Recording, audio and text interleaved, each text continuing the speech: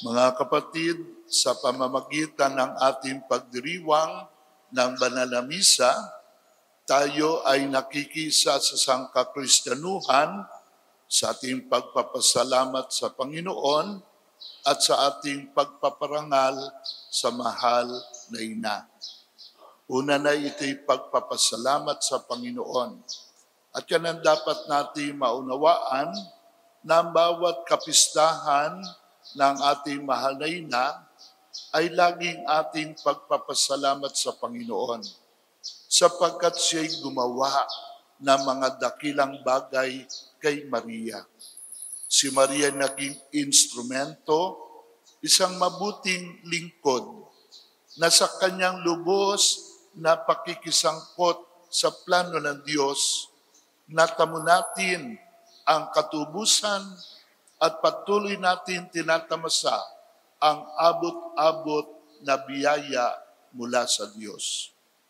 Kaya nga't ang pasalamat natin ay gayon na lamang sa mga dakilang bagay na ginawa niya sa kay Maria na ang bunga tayo ang nakinabang.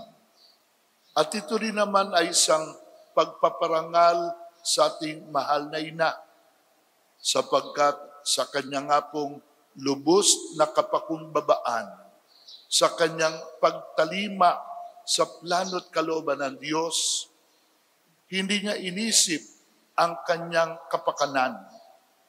Ang inisip niya ay ang ikabubuti ng sangkatauhan na balang araw sa kanyang pagtayo sa paanan ng krus ay ihahabilin ng kanyang anak upang ang sangkatauhan na kanyang pinagmamalasakitan ay kanya namang ituring na kanyang mga anak. At yan nga po ang pinakabuod ng ating pagdiriwang, pagpapasalamat sa Diyos at pagpaparangal sa ating mahal na Ina.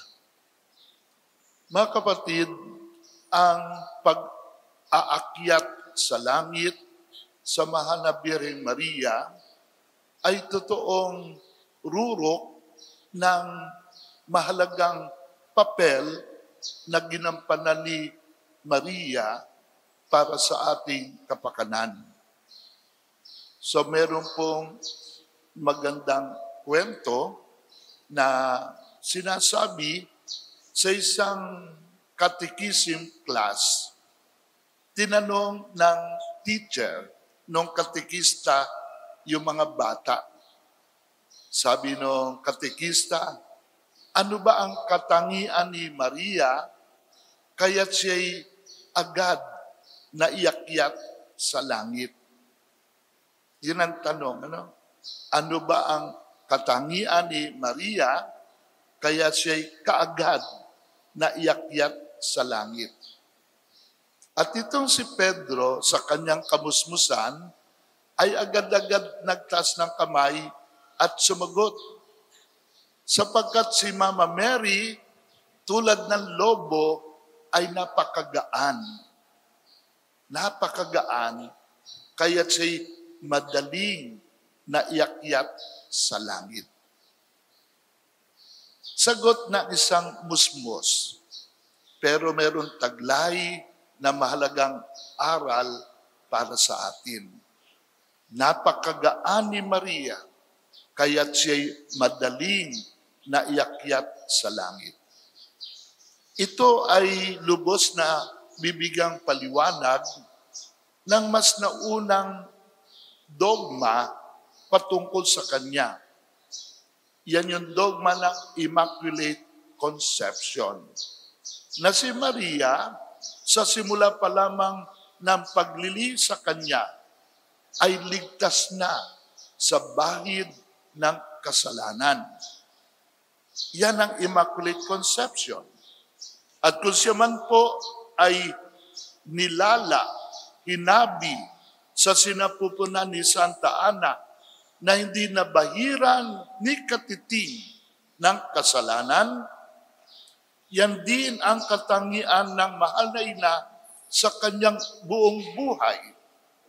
Siya'y nanatiling walang bahid ng pagkakasala.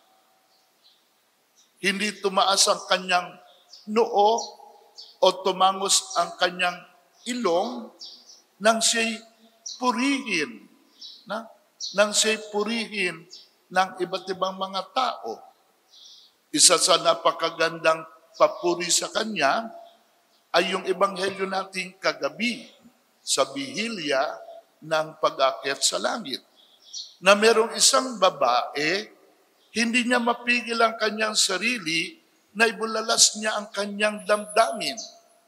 At sinabi nga ng babae, napakapalad ng ina na nagdala sa iyo sa kanyang sinapupunan at ng dibdib na sa iyo'y nag-iwi. Yan papuri kay Maria. Napakaswerte niya. Pero yan ay hindi kinatangos ng kanyang ilong.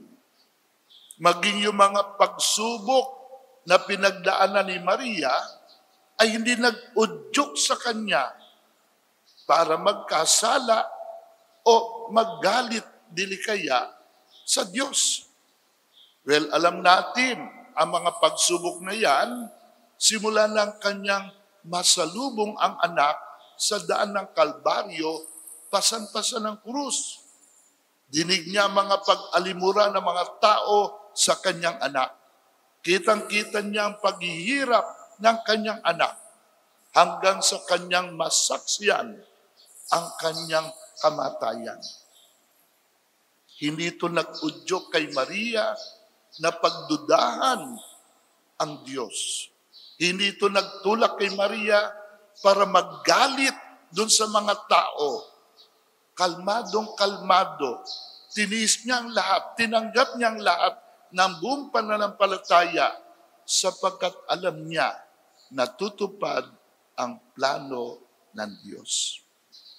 Kaya nga kung siya man ay pinaglihi na walang kasalanan, sa kanya rin buong buhay, hanggang sa siya'y iakyat sa langit, si Maria'y hindi nadapuan, hindi nabahiran ng anumang pagkakasala. At yan ang nasa likod ng sagot ng bata. Madali siyang niakyat sapagkat napakagaan ni Maria. Wala siyang anumang bigat. Kumusta po ba tayo, no? Alam nyo, marami sa atin, heavyweight. Heavyweight. Hindi lamang sa dahil naglalakihan ang ating katawan, kundi tanggapin natin. Oo, nilinis ang bahid ng kasalanang mana nung tayo bininyagan. Malinis tayo noon. Pero sa kapabayaan, sa pagdaraan ng mga araw, tayo nabahira ng pagkakasala. At yan ang nagpapabigat sa atin. Nagpapabigat.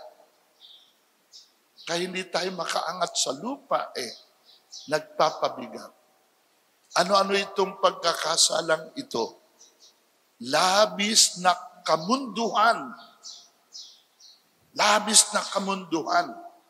Wala tayong inisip, kundi ang mga makamundong bagay. Kagabi nga po sa pagninilay, naalala ko yung dalawang kwento. May isang ama, hirap ng humingi. No? Talagang alam niya, mamamatay na siya. At isa-isa, tinawag niya yung miyembro ng kanyang pamilya.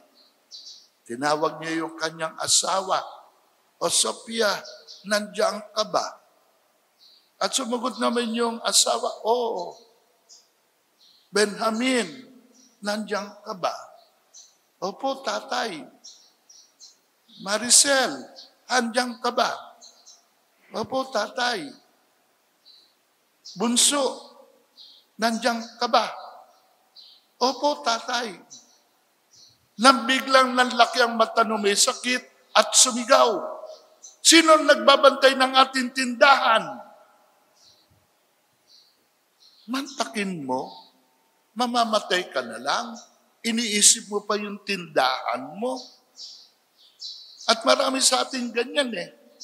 Bakit hindi makakawala sa buhay na ito?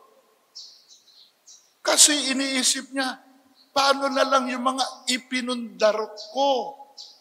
Paano naman ito ang sarap-sarap ng buhay ko? Kahit marami sa mga mayayaman, dahil sa kanilang kamunduhan, takot mamatay. Halos maubos yung kabuhayan, madagdagan lang ang buhay. Yan ang mga taong mabibigat. Isa pang kwento yung naalala ko kagabi, merong isang barko na nabutas, parang Titanic, at malapit na siyang lumubog. Kaya't yung mga tao sumakay na doon sa mga mumunting bangka para makatakas. Pero may isang lalaki na pag-isip-isip niya, sayang naman yung mga ginto na nandoon sa barko. Na, alam niya kasi kung nasan yung bolt. Kay daddy, bumaba siya doon sa kinalalagyan ng bolt, binuksan niya ito at kumuha siya ng mga ginto. Inilagay niya sa kanyang mga bulsa. Nakakita rin siya ng mga diamante na kwintas, isinuot niya. At nang siya'y makaahon, wala nang bangka. Kaya siya napilitan ngayon tumalo na sa tubig, kung hindi ay makakasama siya ng barko. Pero dahil sa bigat ng mga ginto sa kanyang bulsa, ayun, siya'y lumubog. Yan ang kasalanan, ang ating kamunduhan. Yan na nagpapabigat sa atin, kaya't hindi tayo makatakas sa mundong ito at hindi tayo makaakyat sa langit. Kaya't yan ang ating makita sa mahal na ina. Bakit agad-agad siya'y iniakyat sa langit? Sapagkat siya'y napakagaan. Walang bahid ng kasalanan, walang bahid ng kamunduhan. Kaya't walang bahid, kalugod-lugod. At siya'y iniakyat ng Ama sa piling ng kanyang anak sa kalwalhatian. Mga kapatid, ang pagdakila natin kay Maria ay nagpapalakas din ng ating pag-asa. Na yaong kanyang tinatamasa ngayon ay isa ring nakalaan para sa atin. Kung tayo lamang ay malilinis sa anumang bahid ng kasalanan at labis na pagkamakasarili o kamunduhan, gagaan tayo at may pag-asa tayo makaakyat din sa langit.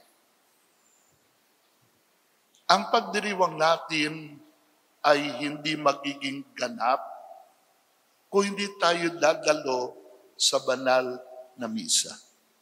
At sana nga po ang bawat kumikilala kay Maria sa araw na ito ay makapagsimba. At yan hindi aksidente. Hindi aksidente. Sapagkat kung paanong ang pag-aakyat kay Maria ay nagpapaalab ng ating pag-asa para sa kalwalatian, yan din po ang banal na misa. Ito'y dapat magpaalab ng ating pag-asa sa kalwalatian na atin ding kakamtin.